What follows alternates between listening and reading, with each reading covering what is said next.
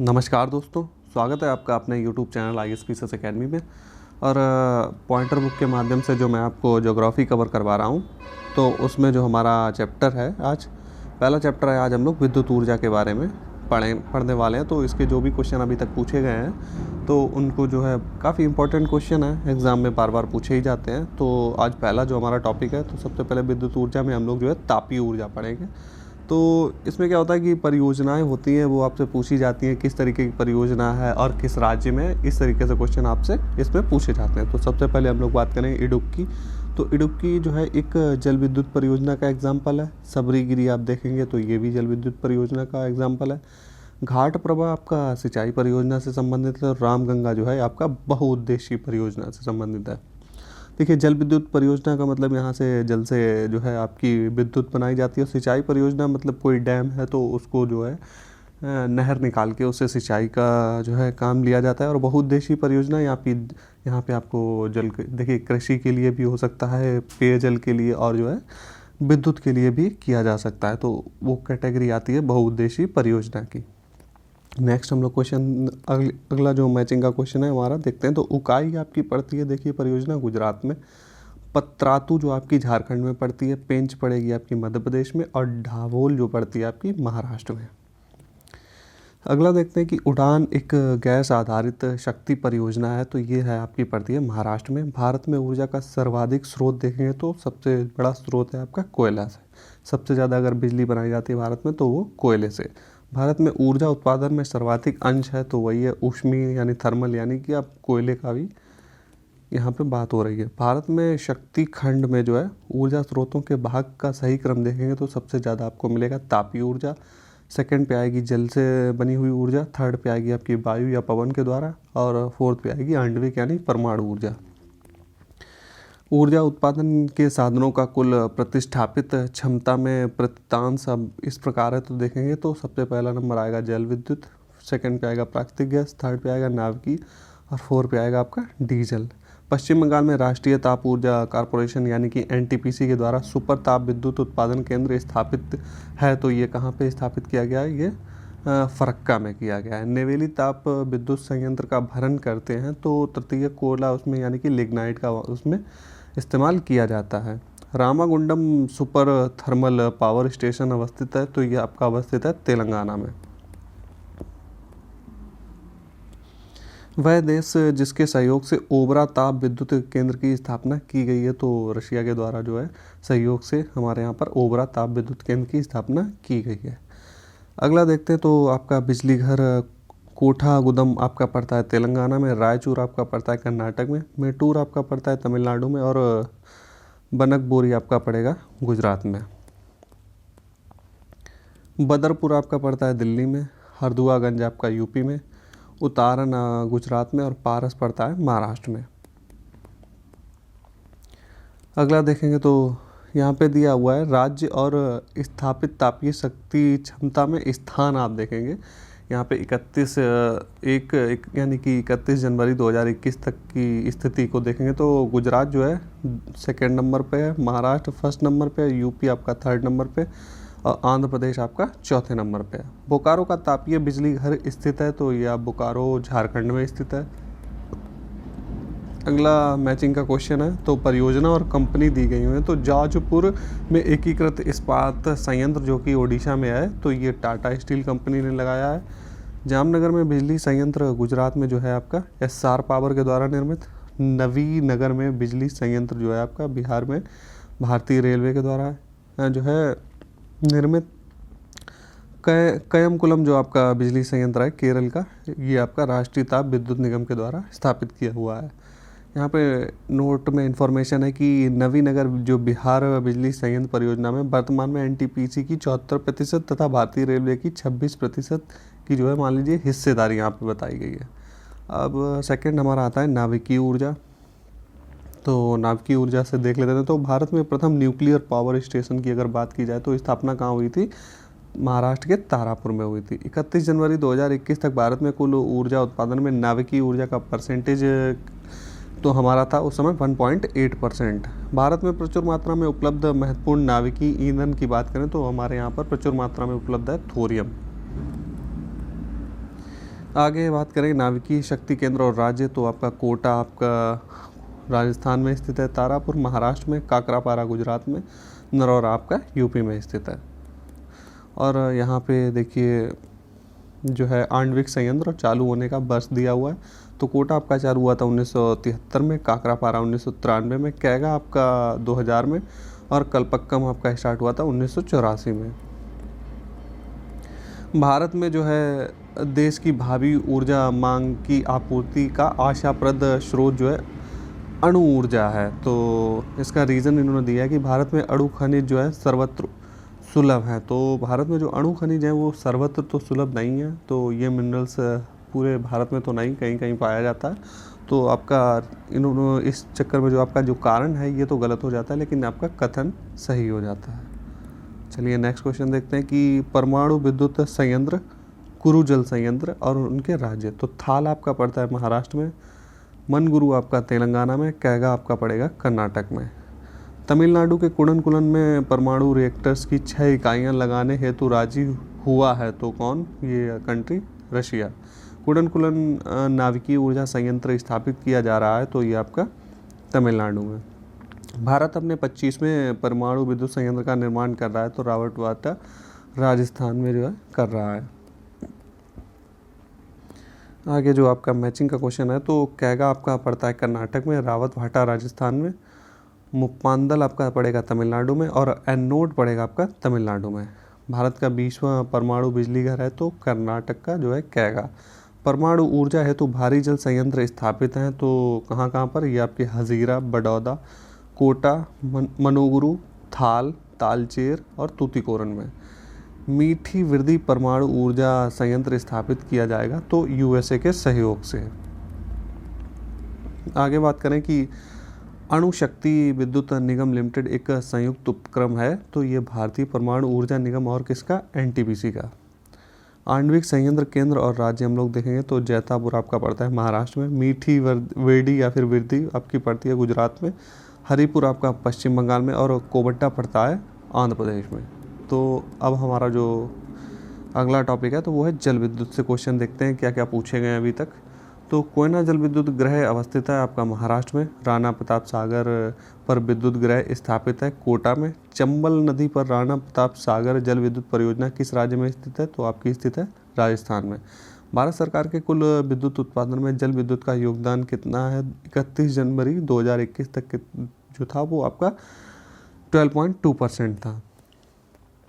तो चलिए आगे के क्वेश्चन जो बचे हुए हैं उनको डिस्कस करते हैं कि ऊष्मा विद्युत संयंत्र, पवन ऊर्जा संयंत्र, जल विद्युत संयंत्र तथा नाभिकीय विद्युत संपन्न में से जो है महाराष्ट्र का सतारा प्रसिद्ध है। तो सतारा किस लिए प्रसिद्ध है? पवन ऊर्जा संयंत्र के लिए। पवन ऊर्जा के उत्पादन यानी कि स्थापित क्षमता में प्रथम स्थान रखता है। तो यहाँ पे देखिए ये आपको वर्ष दिया हुआ है, लेकिन वो आप देखेंगे तो प्रथम स्थान हमेशा जो है तमिलनाडु का ही रहता है।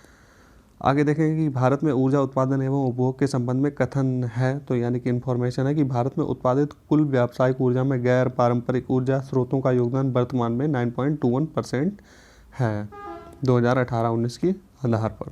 गुजरात, महाराष्ट्र, तमिलनाडु एवं कर्नाटक राज्यों में से पवन ऊर्जा की एशिया की सबसे बड़ी परियोजना जिसकी क्षमता 150 मेगावाट की है, ये स्थित है तमिलनाडु में जो है आपकी ये स्थित है। और यहाँ पे देख लेते हैं कि वर्तमान में जो है सुजलान ग्रुप द्वारा गुजरात के कच्छ में निर्मित 1100 मेगावाट की पवन ऊर्जा इकाई जो है एशिया की सबसे बड़ी इकाई है।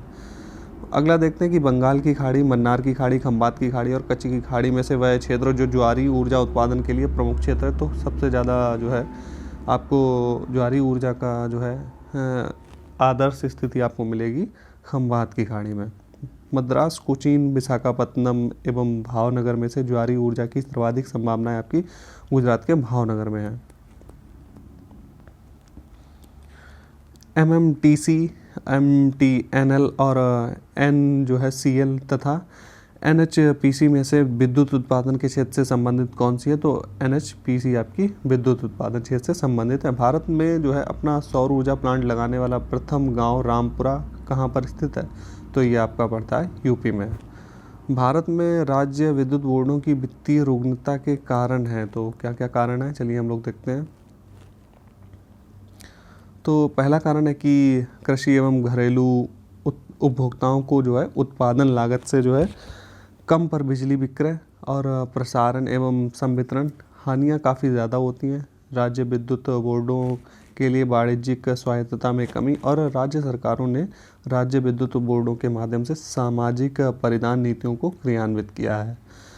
अगला देखते हैं कि भूतापीय ऊर्जा पर आधारित मानकीकरण मणिकर्ण बिजली संयंत्र जो है स्थित है कहाँ पर आपका, मणिकर्ण जो आपका स्थित है हिमाचल प्रदेश में।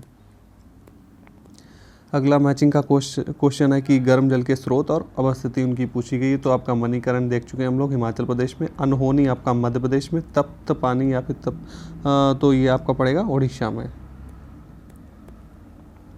अगला देखते हैं तो लसुंदरा आपका पड़ता है गुजरात में, अवलोली पड़ता है महाराष्ट्र में, मणिकर्ण हिमाचल प्रदेश में, सोहना आपका हरियाणा में पड़ता है।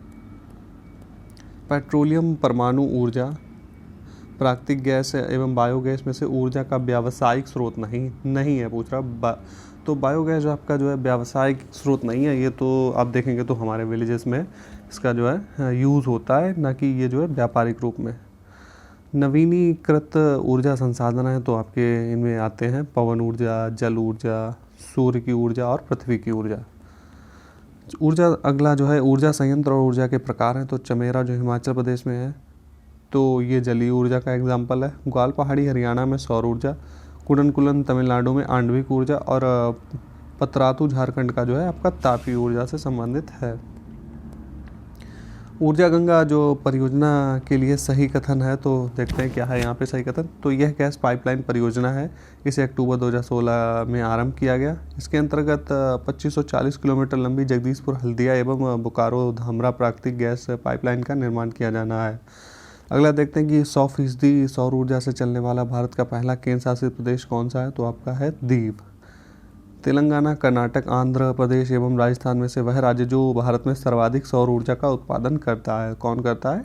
आपका कर्नाटक राज्य। अब यहाँ पे हम लोग जो है उद्योगों से संबंधित क्वेश्चन देखेंगे। तो उद्योगों में सबसे पहले बात करेंगे हम लोग लौह इस्पात उद्योग की। तो देखते हैं क्या क्या क्या क्वेश्चन पूछे गए अभी तक इसमें से। तो स्टेनलेस स्टील मिश्र धातु है, तो ये जो है आपकी इसमें क्या क्या मिश्रण होता है? लोहा, क्रोमियम और निकेल की। धब्बा रहित स्टील यानी कि स्टेनलेस स्टील बनाने में लोहे के साथ प्रयुक्त होने वाली महत्वपूर्ण धातु कौन सी है? क्रोमियम। आगे अगला क्वेश्चन जो है हमारा कह रहा है कि भारत में कतिपय लौह संयंत्र पश्चिमी तट में से होकर आयोजित किए गए हैं। इस उद्योग के ऐसे अवस्थिति स्थित्यांतरण का प्रमुख कारण क्या है? तो गोवा एवं मध्य प्रदेश के कुछ भागों में जो है उत्तम श्रेणी के लौह अयस्क निक्षेपों का मिलना तथा इस क्षेत्र से इस्पात निर्यात की तुलनात्मक सुविधा। अगला देखते हैं कि भारत में इस्पात उत्पादन उद्योग को आयात की अपेक्षा होती है। तो किस वजह से? कोकिंग कोयला के कारण जो है आयात की जो है अपेक्षा होती है। टिस्को जो आपका है जमशेदपुर में, VSL जो आपका भद्रापति में और HSL जो आपका दुर्गापुर में और HSL भिलाई में से कोयले की स्थानीय आपूर्ति उपलब्ध नहीं है। तो पूछ रहा है कि यहाँ पे स्थानीय रूप में जो है किसको कोयला नहीं मिलता है, जो उसको जो है दूर से लाना पड़ता है। तो VSL भद्रावती है, इसको स्थानीय तौर पर कोयला उपलब्ध नहीं होता है। टिस्को संयंत्र स्थित है कहाँ पर? टाटानगर के नज़दीक यानी झारखंड में। राउरकेला जो आपका इस्पात संयंत्र स्थापित है, ये आपके जर्मनी के सहयोग से स्थापित किया गया था। भिलाई स्टील प्लांट संयुक्त उपक्रम है, तो ये भारत और रूस का जो है गवर्नमेंट का जो है संयुक्त उपक्रम है। चाय, जूट, लौह एवं इस्पात तथा चीनी उद्योगों में से वह उद्योग जो भारत के लिए सबसे अधिक विदेशी मुद्रा कमाता है, तो चीनी और शोरा उद्योग। आगे जो हमारा मैचिंग का क्वेश्चन है, तो भिलाई देखिए आपका जो है कारखाना आपका छत्तीसगढ़ में, दुर्गापुर पश्चिम बंगाल में, जमशेदपुर झारखंड में और राउरकेला उड़ीसा में। जमशेदपुर, भद्रावती, दुर्गापुर एवं बोकारो में से वह कौन सा लौह इस्पात संयंत्र लौह अयस्क और कोयला क्षेत्र में ना होकर दोनों के लगभग मध्य में स्थित है? तो आपका भद्रावती मध्य में स्थित पड़ेगा। राउरकेला इस्पात संयंत्र में लौह अयस्क की आपूर्ति होती है कहाँ से? क्योंझर से। आगे देखेंगे कि भारत में जो है इस्पात कारखानों का वह समूह जो स्वतंत्रता के पश्चात यानी कि द्वितीय पंचवर्षीय योजना में बनाए गए थे। तो जो हमारा द्वितीय पंचवर्षीय योजना में किसको किसको बनाया गया था? भिलाई हो गया, दुर्गापुर और राउरकेला को। तो अब हम लोग जो है एल्युमिनियम की चर्चा कर लेते हैं। तो छत्तीसगढ़ में कोरबा का महत्व है एल्युमिनियम उद्योग के कारण। और टेल्को कंपनी किससे संबंधित है? ये ऑटोमोबाइल से संबंधित है। बाल्को जो कंपनी है ये आपकी कोरबा छत्तीसगढ़ में जो है स्थापित हुई है। और हिंडाल्को आपकी पिपरी रेणुकूट यानी कि यूपी में, नाल्को भुवनेश्वर उड़ीसा में, HCL जो आपकी खेतरी राजस्थान में, और इंडियन एल्युमिनियम आपकी जो है हीराकुंड उड़ीसा में।